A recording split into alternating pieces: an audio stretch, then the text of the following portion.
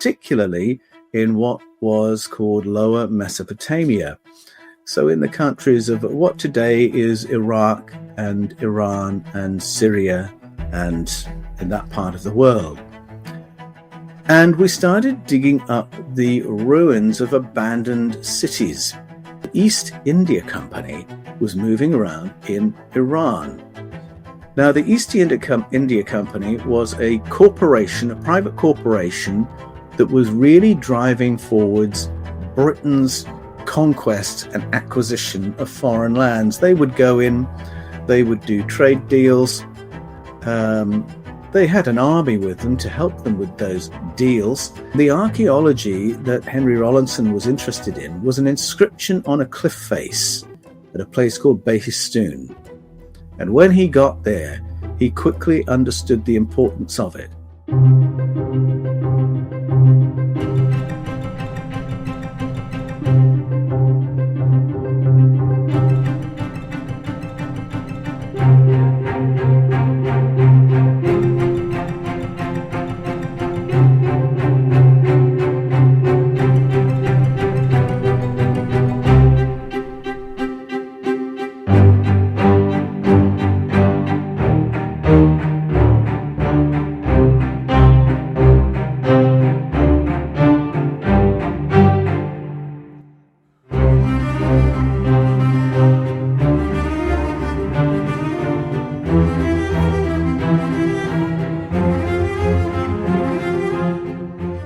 So I'll start off by letting you know where I'm going to go today, the kind of material I'm going to be sharing. Billy and I will dovetail and weave in and out of each other a little bit. But just to let you know where I'm headed, I want to start by giving a bit of a background to the cuneiform texts that were discovered that carried the cultural information of the ancient cultures of Sumeria, Babylonia, Arcadia, Assyria, and talk through how that began reframing religious belief from the get-go. This is from the 1800s on, because it relates to the process that you or I are in when we discover these texts for ourselves. They reframe our Western worldview. If we come from a faith background, they begin reframing our faith. How does that work? How do we process the information? How do we find it? So I'm going to talk a little bit about the history and then how what was found related to what was already known and what had formed the faith background and the worldview background for so many of us in Western civilization. And then I'm going to talk a little bit about the process of reframing, the process of changing your mind, the process of taking on board new information and finding its implications and working all that through. Because for me, it really has been a process. It's been several years of finding this information and then considering what the implications might be. And it's not been for me a matter of snapping from worldview number one to worldview number two. And it really isn't that for anybody. It takes a while. And so I want to spell out what that process is. So many people who contact me for personal coaching contact me because they are going through this process of absorbing the information, taking it on board, seeing the implications, modifying their worldview, struggling with questions from time to time. And so it's really what I would do in coaching that I want to share today, to not necessarily to fast track, but to set you up for an easier transition than perhaps I had absorbing this information. So I will give to you what I wish someone had given to me many years ago when I first stumbled across the Mesopotamian texts. So we'll talk about embracing the process, and then I'm going to set us up for how we read the cuneiforms, because this is one of the biggest questions I'm asked. How do I get to the texts? And since I don't speak Sumerian or Babylonian, how do I then read what's in them? So I'm going to frame how we today are going to approach those texts. And then in the second chunk, I'm going to talk about some preliminaries that you have to do before you go through the process of reading the text and taking the information on board, because we've all had a certain programming that we have to be able to park if we're able to learn new things. You have to go through a phase of not knowing, and you need to give yourself permission for that. So I just want to tackle a couple of roadblocks that people hit in that process, and then we're going to read some actual texts. We're going to read from the Enuma Elish, one of the most important Babylonian sources. I'm going to read about the creation of earth and humanity in the Babylonian epic of Gilgamesh. And then I'm going to read from the story of the flood from the Atrahasis tablet. And then we're going to look at the myth of Adapa. And when we've looked at all those texts, you'll begin to see how the process might look, how they might relate to existing paradigms, worldview questions, faith paradigms, secular paradigms. But I'm going to start and dive straight into the history of the cuneiforms. Well, cuneiform, just to introduce that word in case it's new to you, is a form of script that was used by the ancient cultures of Mesopotamia that I mentioned before: Sumeria, Babylonia, Arcadia, and Assyria. They didn't all speak the same language, but they had the same writing system. It was a pictographic, ideographic way of writing, and they wrote everything in that script, from their highest literature to the shopping lists. But we didn't know that until the 1800s, because these cultures disappeared long before we came along and formed our modern alphabets and modern languages. But around the 1500s, this was the time when empires were growing around the world, and we were moving around the planet into other people's countries, invading them, setting up trade agreements, setting up monopolies, so that the top nations could become the top nations and start dominating the planet. And as we did that, we started digging things up in other people's countries, particularly in what was called Lower Mesopotamia. So in the countries of what today is Iraq and Iran and Syria and in that part of the world. And we started digging up the ruins of abandoned cities that were being discovered in the desert. And as we dug them up, we discovered these tablets of clay that had been baked and etched with stuff. And at first, this is from the 1500s on, we had no idea what these etchings were. And we approached these tablets, these little blocks, with this cultural assumption that we, the empires, were superior to the old nations. That was the worldview we moved forward with, that those in the past were stupid and we today were clever. We, the empires, were superior. Those we were conquering were inferior. And so that paradigm was applied to these items. Oh, look at these primitive, don't know what they are, but they're certainly primitive. And these markings, don't know what they are, but they're certainly primitive. And so for a long time, the assumption was these markings were just primitive decorations. Bit by bit, as scholars got their hands on them, they started thinking, no, a lot of effort has been gone to produce these markings. They have some kind of meaning.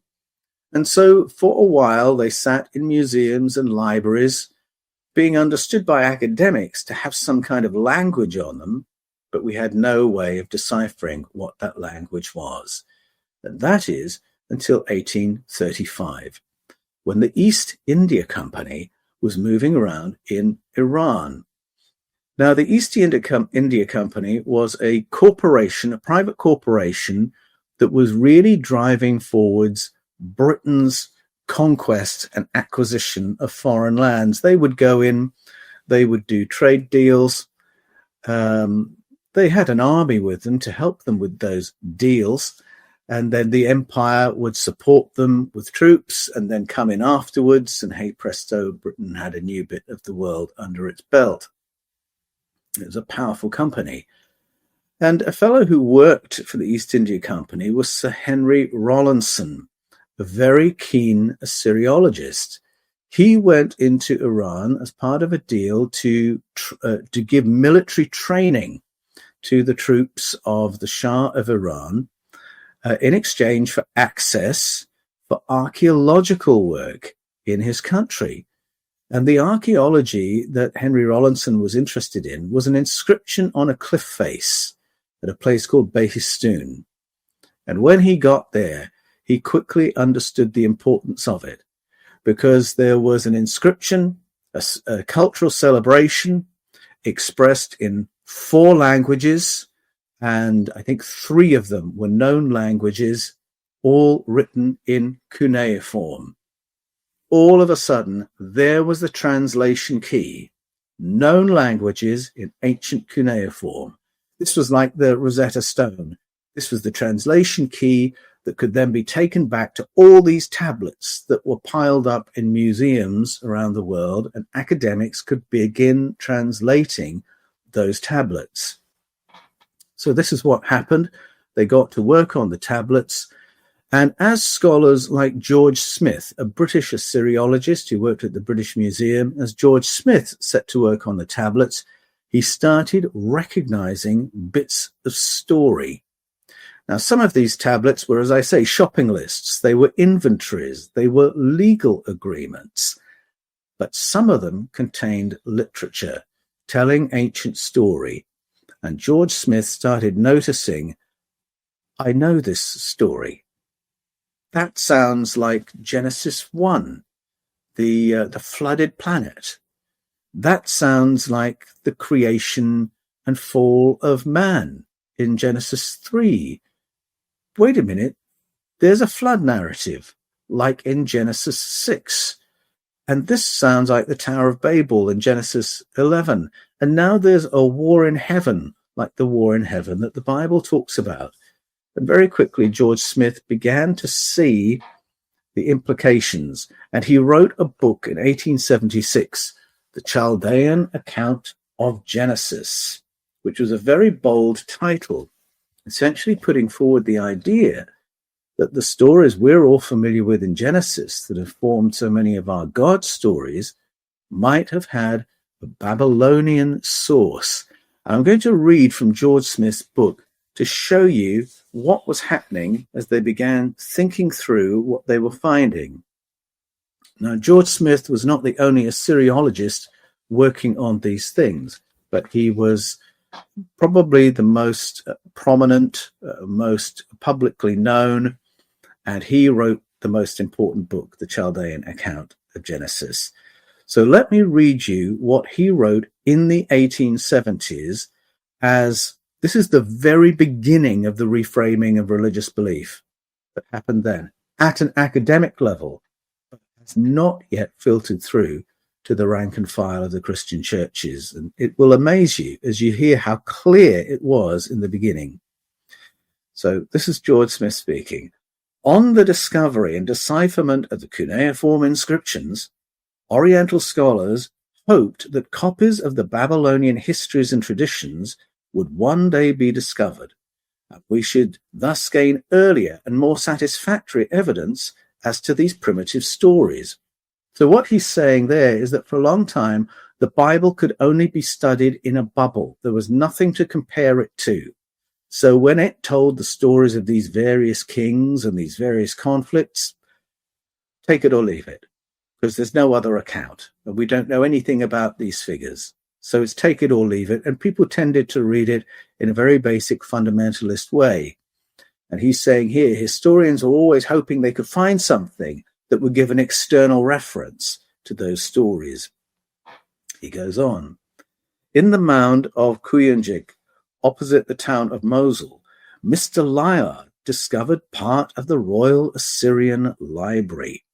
The Royal Assyrian Library. Now again, these were cultures we only knew about through the Bible, and suddenly to be finding them in the real world was tremendously exciting. And he's really understating just how thrilling all this was. But you listen and realize it's in a British voice, you'll pick it up. Mr. Layard discovered part part of the Royal Assyrian Library, and further collections also forming part of this library have been subsequently found by Mr. H. Rassam, Mr. Loftus, and myself. Sir Henry Rawlinson, there he is, the fellow from the East India Company, who made the preliminary examination of Mr. Layard's treasures, and who was the first to recognize their value, credit where credit's due, estimated the number of these fragments of inscriptions at over 20,000. Well, it's well over 300,000. It's actually, I believe now, up to the minute, moving towards 500,000 tablets have been examined. They have not all been translated, so there's a great deal of work still to be done. The attention of decipherers was in the first instance drawn to the later historical inscriptions, particularly to those of the Assyrian kings contemporary with the Hebrew monarchy. So that's the kings talked about in the Bible. And in this section of inscriptions, a very large number of texts of great importance rewarded the toil of Assyrian scholars. Inscriptions of Tiglath-Pileser, Shalmaneser, Sargon, Sennacherib, Esarhaddon, Nebuchadnezzar, Nabonidus, and numerous other ancient sovereigns bearing directly on the Bible. So here, instantly, the Bible is taken out of its bubble. Now we can read other cultures' accounts of these figures, and the biblical stories can be seen in that context. Suddenly, the Hebrew narratives are one of a family of narratives with overlapping information to share. Now, that instantly reframes how you see the Bible. People who'd only ever seen it in a bubble, read it as if it was dictated from heaven, read it on a take-it-or-leave basis, suddenly realize now it's part of a family of narratives referring to cultures in the real world. It's been brought into history, and so people begin thinking of those texts in a different way. And he goes on, although it was known that Assyria borrowed its civilization and written characters from Babylonia, yet as the Assyrian nation was mostly hostile to the southern part of the older kingdom, it could not be guessed beforehand that the peculiar national traditions of Babylonia would be transported to Assyria. Now, what he's saying there is, we knew a little bit about these cultures. We knew about ancient Sumeria, Babylonia, Assyria, and Akkadia, and we knew that they were all sort of daughter cultures of the ancient Sumerians. They were the first ones to emerge in lower Mesopotamia with all the accoutrements of civilization at their fingertips, seemingly very, very quickly and from out of nowhere. But we understood them to be rival cultures, which they were. I mean, they went to war against each other, and yet they're all telling the same story. And this surprised us. That's what George Smith is saying. It shouldn't have surprised them, because these texts that we're going to be reading today were not religious texts. They're not hortatory texts calling on you to do something or to believe something or to worship something. These are simply texts talking about the past, saying, this is what happened. This is how it is. This is the story of Enki. This is the story of Marduk. This is the story of Enlil. This is the story of Enkidu. And they're stories of beginnings, the beginnings of our world as we know it, the beginnings of humanity as we know it, the beginnings of civilization. And he's saying they're all telling the same story, and we didn't expect that. Now it could be seen that they may have been rival cultures, but they all had basically the same worldview, and they told very similar stories about where we all came from and how we all got here. And now the Hebrew stories are seen alongside these. So the Old Testament stories of beginnings are now looked at, and George Smith and others are beginning to say, hang on, one is based on the other. And as we read the text together today, you'll see how easy it was to observe that the Hebrew texts were based on the Babylonian and Sumerian stories. And so again, this alters how we read the Bible. Up until then, it was the Bible against the world. The idea was the Bible held true information, God's information, and anything else was wrong. And now all of a sudden, scholars could see, no, these stories overlap. They're telling very, very similar stories. They're using different names, but it's the same basic stories that are emerging. All those areas of overlap I mentioned before, it wasn't the Bible contradicting Babylonia. The Bible was repeating and summarizing Babylonia. And so what George Smith said there about, Assyria tells the stories of Babylonia, he could say about the Hebrew scriptures as well. And in fact, he ventures now onto that territory. He says, attention was early drawn to these points by Sir Henry Rawlinson, credit where it's due, who pointed out several coincidences between the geography of Babylonia and the account of Eden in Genesis, and suggested the great probability that the accounts in Genesis had a Babylonian origin. Now, George Smith could say that and keep his job because he was an Assyriologist at the British Museum, simply dealing in data and coming to conclusions based on the data of ancient narratives. I love that approach. And in my Eden series, I try to make that my approach, that my data is ancient narratives. And then I think through the implications and I notice the coincidences or correlations is the word I would use. And then ask, what do these correlations mean? George Smith, 1876, was already saying that. He could say it.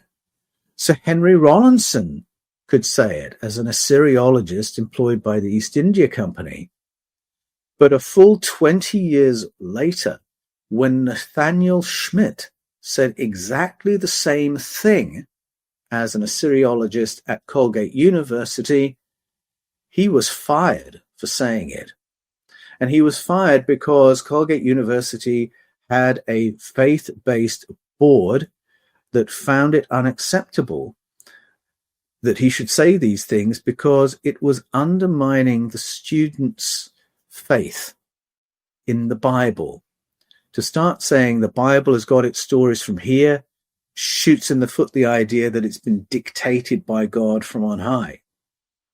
To say that the Bible's God stories are based on Babylonian stories of sky people, because that's what the texts are about, as we will see, well, that's unacceptable. Because it's obvious from the get-go, you can't have a true story based on a false story. And this was, again, that cultural assumption. We've got the true stories. If those are different, they must be false stories. So how can the truth be based on a falsehood? How can a God story be based on the story of sky people? How can a true story be based on a fiction? There's a joke in Star Trek of Spock referring to an ancestor and quoting him, and he quotes Sherlock Holmes. And it's a little in-joke saying, of course, Spock is a fictional character, because you can't have a real-life character descended from a fictional character. And that was essentially the problem being thrown up by these correlations. So when Nathaniel Schmidt said, oh, isn't it interesting, these coincidences, these correlations, he got sacked. And then, thankfully, got rehired by Cornell University and continued as their senior Assyriologist and linguist for 36 years. But that's how sharp the implications were of finding these Mesopotamian stories. But it's a great place for us to begin, because you and I, when we start reading these texts, have to go through the process for ourselves that these scholars went through in the 1870s. And because of the way church life works, these implications have not filtered through into the sermons of most churches. So whereas at an academic level, Christian scholars have known for 150 years that Genesis is based on Babylonian stories, most people in the churches don't know that and would find it very offensive if you tell them that's the case. But what I love about the Mesopotamian texts, the Cuneiform texts, is they're not trying to sell you anything. They're not trying to keep you invested in an organization or an institution. They are just telling ancient stories. And because they've got no axe to grind, they've got no organization to prop up, there is that kind of freedom and objectivity to them. And again, it's interesting to think that we've produced stories that are full of obligations and thou shalts and you must, and this is what you have to believe, this is what you have to do. We've produced all that from texts that don't have any of that in them. So essentially, we reached a taboo situation where the academics know these things, the rest of us are not told. I rediscovered these things through Bible study. My background, as many of you will know, is in church-based ministry. I was for 33 years in church-based ministry as an archdeacon in the Anglican Church in Australia. That's one down from a bishop. As a theological educator, training pastors in hermeneutics, that's the principles of handling ancient texts, and in the history of Christian thought, both very relevant to what we're doing today. I worked as a church doctor, doing healing processes for communities of faith. So that's where I came from, and Bible translation was a big part of my work through all those 33 years. And there came a moment a few years ago where I wanted to sit down with the Bible and look through some of the anomalies in the stories that we tell and approach them as translation questions. And I quickly worked out, as I did this work, that the word most widely translated as God in the Bible has a root meaning that's really quite different. It means the powerful ones. It's a masculine plural word. Now, I did know this. We had mentioned this at theological college, but I'd never really thought through the implications of that before. It is the Bible's oldest word for God. And it's easy to see that a later writer has introduced the name Yahweh, the Jewish name for God, into earlier Elohim texts. And you can see that if you just read through the book of Genesis. By the time you are reading Genesis 3, you're seeing the name Yahweh or Jehovah, the tetragrammaton, in the texts. A name not revealed in the storyline until the time of Moses. And yet there it is in texts far earlier than the stories of Moses. So that tells you straight away that a writer after the time of Moses is retelling older stories because he's using this later name. And you can see that there were originally stories of the Elohim, and the name Yahweh has been introduced into them. So none of this is controversial. So this is something every pastor and priest knows. But I asked the question, why is it a masculine plural form word? Why does it take plural form verbs? Why do the Elohim, the powerful ones, have conversations with each other and wars with each other and conflicting agendas if they are one entity? And it became a case of, if it moves like a duck and swims like a duck and quacks like a duck, could it be a duck? And that's the question I ask in my book, Escaping from Eden. And I started rereading the Hebrew stories, the stories of the Old Testament, with Elohim in the plural to see what would happen. And it's a great principle. If there's a controversy or question over translation, leave the word untranslated and then see how it behaves in the text. And when I did that, I realized that the Elohim of the Hebrew scriptures, the powerful ones of the Hebrew scriptures, are the Anunnaki of the Babylonian stories. They are the Enuma of the Sumerian stories. That Elohim is the Hebrew way of saying Anunnaki. And that these stories of overlap the arrival on a flooded world, the rehabilitation of a devastated planet, the creation of human beings, the setting human beings to work, the limiting of human life, the flood narrative, the war in heaven narrative, the Tower of Babel narrative, the conflicts among these powerful others. These overlaps are there because the Hebrew stories are summarizing the earlier stories, and it became crystal clear the moment I reread the texts and put Elohim into the plural. So once again, I had to think through, I've been reading these as God's stories, but they're based on stories of sky people. What does that mean? I've been reading these as texts that are leading me to obedience, leading me to worship, and the original texts have nothing to do with that. What are the implications of that? And it becomes very clear very quickly that the Bible is the derivative. The Bible is the summary form. And then as I read further, I really realized that the Bible itself tells the story of Judaism changing from a recollection of all the sky people, from a recollection of this diversity of Elohim into a story of monotheism. The story changes from a remembrance of the Tseva Hashemayim, the airborne armies, the flying armies, the sky armies, to a story about God and God only, and there's no other God. The Council of Power, the El Ba'adat, originally understood as a diversity of beings, now becomes God on his own with some voices off that we can't quite explain.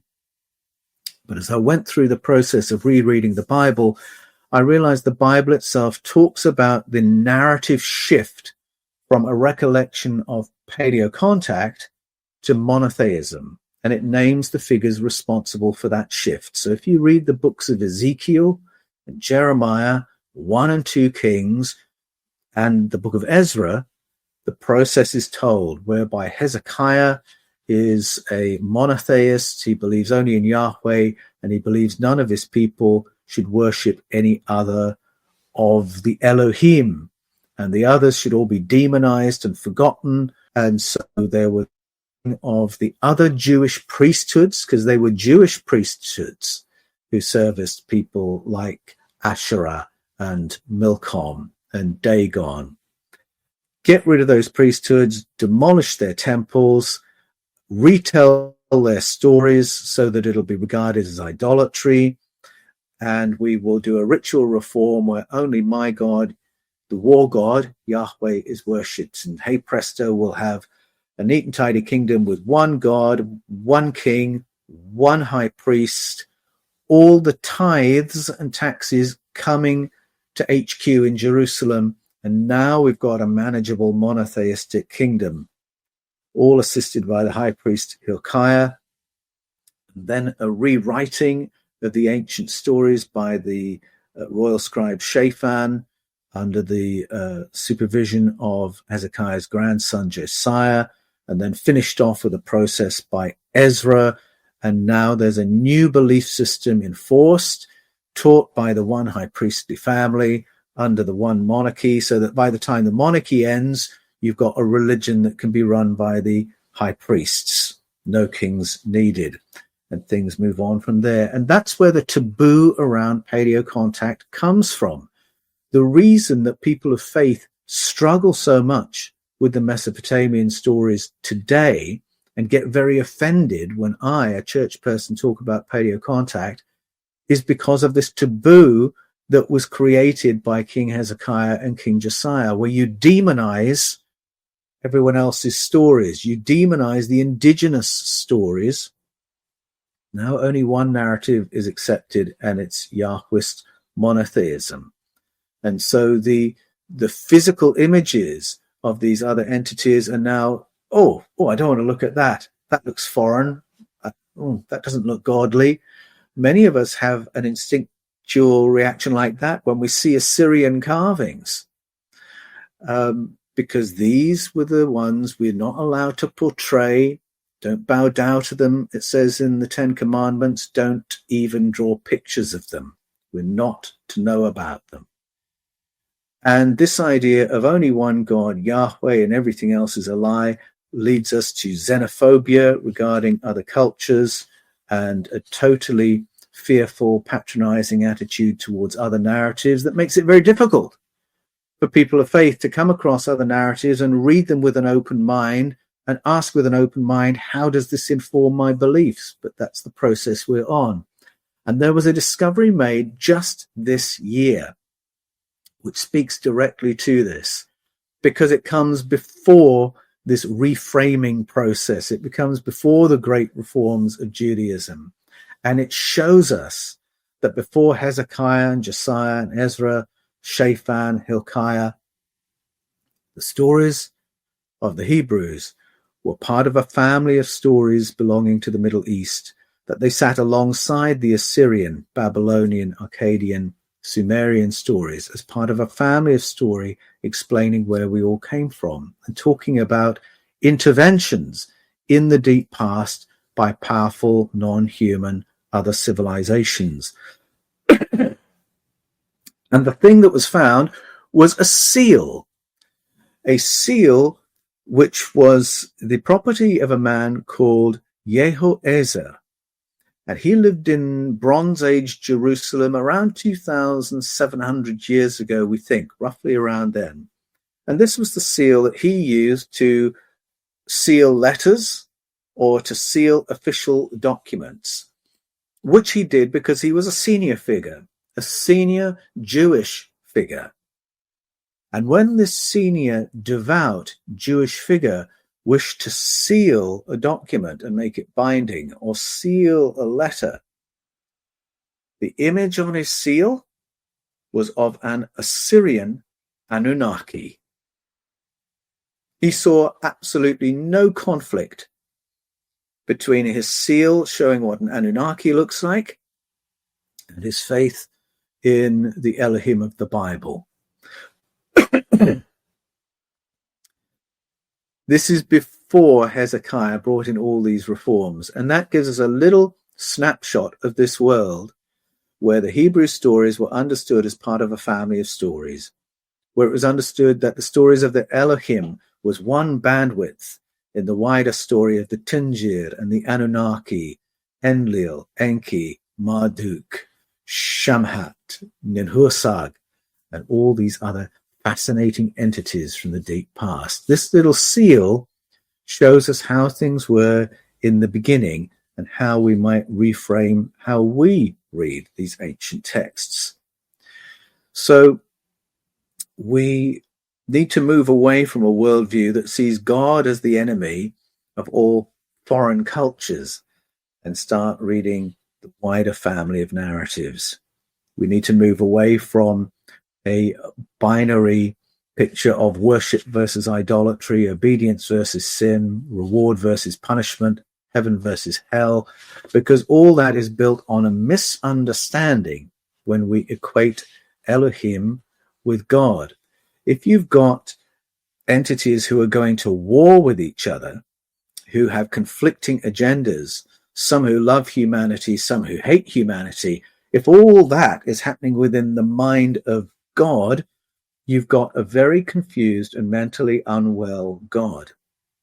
Of course, we know that's not the case. We now can realize this is the story of a diversity of entities conflicting over how to manage Project Earth. And it makes sense that way. When there's war in heaven, it makes sense that way. But if it's all happening in one mind, you end up with this very distorted figure, a very violent God who must be obeyed or you'll be punished eternally, who must be worshipped, otherwise you're an idolater, who has to be tiptoed around lest you offend him. And if you offend him, well, it couldn't possibly be worse for you. All that is built on the distortion that comes when we equate the Elohim with God. Go back to the source narratives, that confusion isn't there at all. We're reading about colonization by a non-human force. And if you move forward with that confused, violent idea of God, it is very diminishing as an individual, because you're not allowed to think for yourself. You just take orders.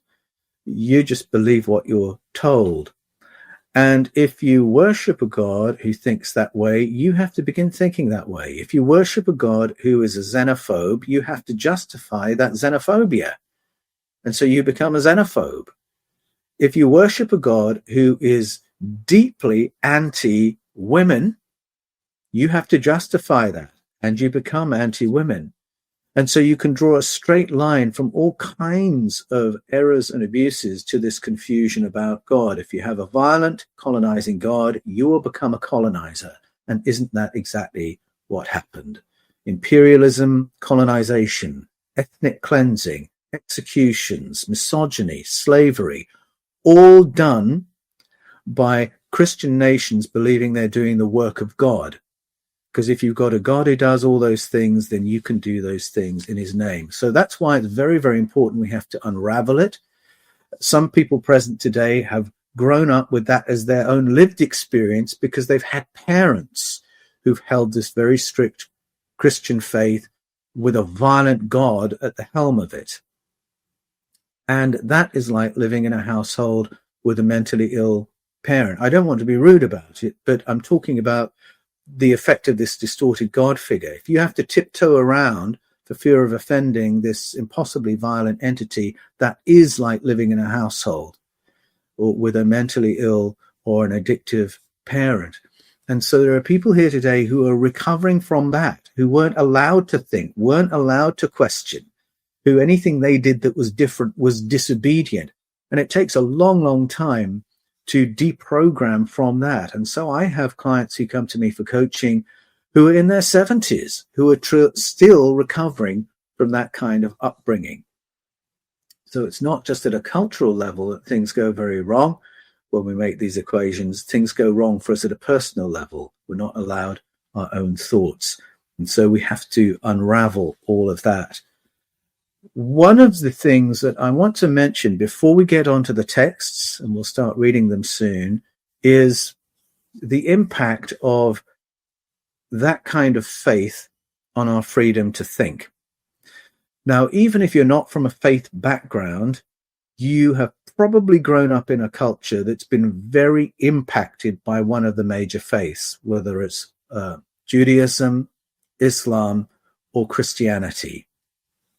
And it creates a certain cultural pressure to always know what you're talking about, to be able to dot every I and cross every T and justify every belief you come forward with. And there's a discomfort in being an agnostic. There's a discomfort in saying, I'm not sure about that. I haven't decided. I'm looking into that. I don't know what I believe about that. If we say things like that, it makes it sound like we are the inferior of the person who's very definite on anything. And there's no way you can compete in an argument if you're an agnostic. Where does that idea come from, that it's weak to be thinking about things? It comes from the faith basis of many of our cultures. Let me read a quote from the Athanasian Creed. This is one of the three universal creeds of the Christian church. All churches all around the world hold to these creeds, including this one. And the Athanasian Creed begins with the words, "Whosoever will be saved, before all things, it is necessary that he hold the Catholic faith, which faith, except everyone do keep whole and undefiled, without doubt, he shall perish everlastingly." So that creed is saying, unless you believe the whole of this creed, unadulterated, you're going to go to hell. And there then follows 42 lines of complex Trinitarian theology that you have to hold to avoid going to hell. And so that's the worldview of, and that's mainstream Christian. All the churches hold to that creed. That's mainstream Christianity. So that puts you in a position where you have to be able to justify 42 lines of complex theology in order to avoid going to hell. And again, a lot of people contact me in coaching who are very anxious as they think through, well, what does this mean about Yahweh, what does this mean then about this Christian belief that I've held for 30 years? What does this mean about Jesus? And it's all done very, very anxiously because, oh my goodness, if I get this wrong, if I believe the wrong thing, my salvation is at stake. That's the whole feeling. I have to get this right. I have to think this through. And if you approach the text we're going to read today in the spirit of anxiety, and I need to get this all pinned down, it's going to be very, very difficult. That anxiety comes from this false teaching to do with hell being related to precise points of doctrine. And the church has been happy to run with this and with the psychological damage that does to people. There's an often quoted proverb from the Hebrew scriptures. I'll quote it here from the New International Version. Trust in the Lord with all your heart and lean not on your own understanding. In all your ways submit to him, and he will make your path straight. That's often quoted as, oh, this is how to be devout. Don't think for yourself. Just do what God tells you. He'll tell you what to do. And so there is this anti-mind, anti-thinking ethic to a lot of Christianity as well. It comes from some classic doctrines as well. The story of original sin and total depravity of humanity, which belongs to the Calvinist churches. These people thinking, I can't trust my own mind. I can only trust the revealed truths of Christianity. And if I start thinking for myself, things could go terribly wrong. Like, can you see where that's leading? In the New Testament, 1 Peter says, be sober, be vigilant, because your adversary, the devil, walks around like a roaring lion, seeking whom he may devour. So there's this anxiety basis to everything. I've got to get everything right. I mustn't think for myself. I must accept the saving truths. And if I depart from them, I'm going to go to hell. Nobody who thinks like that can explore new ideas. De facto. Nobody who thinks like that can read George Smith because they're in danger of going to hell. Nobody who thinks like that can read the Enuma Elish for fear it's going to change their mind and send them to hell. You have to park all that kind of thinking, this abnegation of the mind. There's a doctrine in the Roman Catholic Church called implicit faith, which is where you have to agree to believe anything the church might say in the future, which again is a way of saying, I refuse to think for myself. I promise I'll never do that. And so you've got to park all that way of thinking. You've got to give yourself permission and freedom to think and explore, to become a learner. People struggle with this because it is a process letting go of old beliefs and taking hold of new beliefs. And it's a little bit like the process of grief.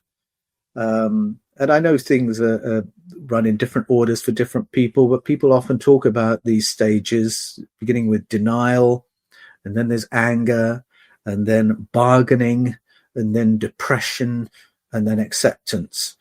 And for me, I can tell you that my process of taking on board the Anunnaki narratives and thinking through the implications and reframing my faith actually went through all those stages. Denial, this can't be right. This can't be true. My God stories can't be based on someone else's stories of sky people. That surely not. And then anger. Oh my goodness, I've been lied to. How can this not have filtered through from the theological colleges to the churches? How can believers be being taught to believe stuff that's palpably ridiculous and they have to park their brains in order to engage with God? That's appalling. Often people come to me in that angry stage, but they're angry with me because what I'm saying is challenging their beliefs that are sending them to heaven. So they think. So there's denial, there's anger, and then there's bargaining. And a lot of people get stuck here. And bargaining can mean, how much of my old beliefs can I keep? How much of my old faith can I keep? And about 75% of the letters I get from morning to morning are from people in the bargaining stage. Well, what does this mean about my belief in Mary? What does this mean about my belief in Jesus? What does this mean about my belief in prayer?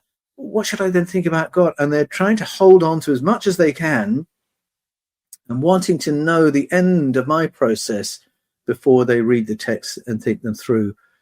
And it's difficult to say in reply, it's taken me years and 6 books to think through this for myself.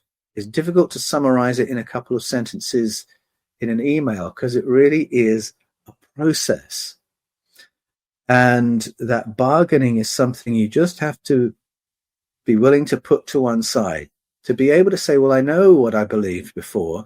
Let me read these texts. Let me park all that. I'm going to read these texts, see what these stories say, think through the implications, and then come back to my faith questions and see if they inform them or criticize them or challenge them. You have to give yourself the space to understand these stories on their own terms and not continually cross-refer. And you'll see why as we do some of that a little bit later. After the bargaining comes depression. Oh my goodness. I can't keep whole and undefiled all the beliefs I held before. And my cozy idea of God was not right. I've been living with falsehoods instead of truths. And you can go into a bit of a funk. But then finally you come to an acceptance and you realize, no, the whole of life is a learning journey. And I'm a truth seeker. Of course I want to know what the reality is. Of course I'm going to pursue this and continue with the process. And I know that many are here today because they've been through all of that. They're at the acceptance level and are saying, okay, I want to learn. I want to reframe. But I know some of you here today will be in the bargaining, and I want to help nudge you out of that process to get you beyond, oh, how much of my old belief can I keep? And get onto the, let's just read the stories. See what they say. Take them on their own terms. Realize this is coming from foreign cultures you don't know. And then we'll find out what the information is and how it relates to the old information. Having said all that, we have to do that with the freedom not to have everything pinned down by the end of today. I want to give you the beginning of a learning journey and some tools with which you can go to the cuneiform texts, read, understand, compare, consider the implications of, and to do that, you need to be in a place of not knowing, in a place of finding out, in a place of curiosity.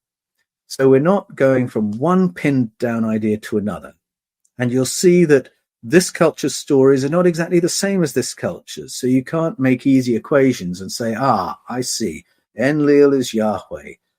Enki is the serpent. I've got it. I've got it all. Now I can go and tell everybody. Doing the math is more complicated than that. And you've got to embrace a little bit of unknowing in order to do that. Just in case there's anyone listening who really struggles to enter that space as an agnostic, let me encourage you to have a look at my book, The Eden Conspiracy, at some point, because here is where I really unravel that old doctrine of don't think for yourself or you'll go to hell.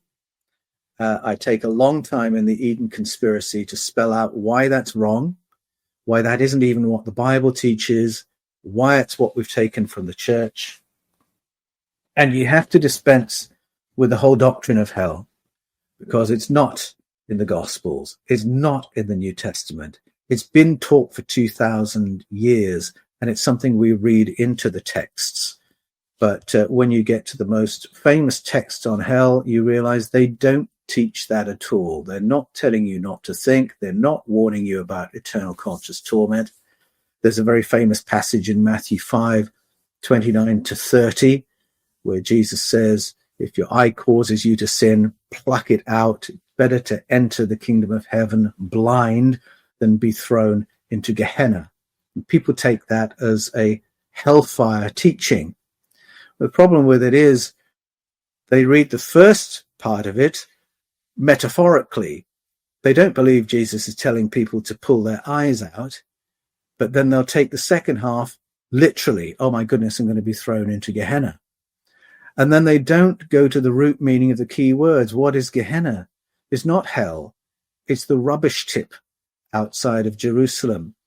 Go back to those teachings in Matthew 5 and you realize that Jesus is saying, avoid self-destructive behaviors, otherwise they'll end you up on the trash heap of life, full of regret and remorse and unable to undo the things you've done. That's what he's saying there. And that's just one of many, many examples where the church has taken a text and then distorted it and turned it into something else. So if that's really a struggle for you, that you're anxious, you're going to believe the wrong thing and go to the wrong place, read the Eden Conspiracy, where I walk you through those texts and how they've been misunderstood and mispreached. You have to give yourself permission to be an agnostic, to be a learner, and the texts, we're going to find things out and get information that it may take us a couple of years to process, and that is fine, because it is not weak to say, I don't know, I'm thinking about it. It is not weak to say, I'm rethinking that, I'm reading these ancient texts for myself. That is a wonderful place to be. And as one who's been on that journey for the last few years, I can tell you it's exciting. And there are wonderful take-home implications that will impact not just your beliefs, but your way of life. So I'm going to pause there with that encouragement to get into this. In a little while, I'm going to read from the Enuma Elish, from the Epic of Gilgamesh, and show you how these things relate to our familiar narratives and how they reframe our familiar narratives. But I'll pause there and let Billy come in with some comments. Amazing. Okay. I mean, you got an A+ on that. That was just absolutely phenomenal. The knowledge that you're imparting is so good that I can hear someone else speak on the same frequency, understanding, and discernment that I have. I don't have all of the answers to the puzzle. I don't have all the pieces to the puzzle, but you bring so many pieces, it helps us paint a much bigger picture. I see the people in the live chat are really vibing with this information and really loving this knowledge. Your cadence and your tone is so calm and relaxing as usual. And it just really gives a person time to digest the information that you're saying, the information that you're teaching them. And I really feel like everyone here in this live chat is really, really getting it. And the correlations and the connections that you're making are all aha moments, all epiphany moments that are waking people up to the realization that we actually have been duped into believing something that isn't actually totally the way we believe it to be. And that, for a person looking for a divine connection, you can have it. But unfortunately, a lot of this text has been remixed by human beings, men with hands that have touched this and tainted it and twisted it all around, copied it from several different places, and really, unfortunately, I believe, held us back from taking control of our birthright, which I believe is a golden age. A golden age that mankind is supposed to strive for. That's right. Yeah. That's right. And we're going to come to that right at the end when we touch on the myth of Adapa. Yes. Because there is a different view of humanity presented in that story. Absolutely. And so everyone, this is going to be a lot of information today. You're getting a lot of data points. And that's what this workshop is really about. It's about providing you with a lot of data and insight and a breakdown and understanding so that you can begin to wrap your mind around this information so that you yourself can become an expert speaker on the topic. That you can go out and say to somebody, like Paul said earlier, I have read, first person, I have read the text. I have read these tablets. I have researched these scriptures and papyruses and cylinder scrolls. I have read, so that you get that firsthand account.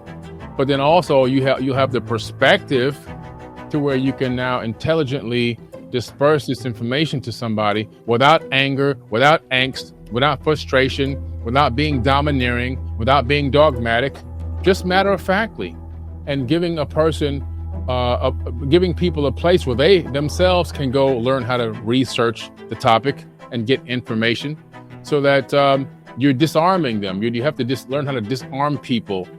Because that natural aggression is going to want to come out because you're now ripping away their belief system, and that hurts. It spiritually hurts a person when you snatch their belief system away. I came before his throne. He touched my lips and made me whole. Exchanged my heart of stone for one of flesh and put life in my bones. And all I can say is, holy is he. Yeah, holy is he. He opened up my eyes and gave me spiritual sight. And all I can say is, holy is he. Holy is he. Holy is he. Holy, all I can say, holy is he. Holy is he. Holy is he. Holy, all I can say.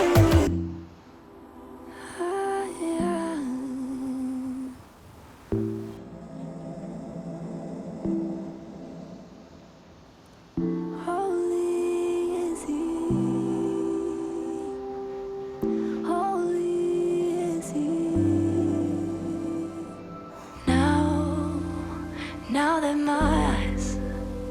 Now that my eyes have seen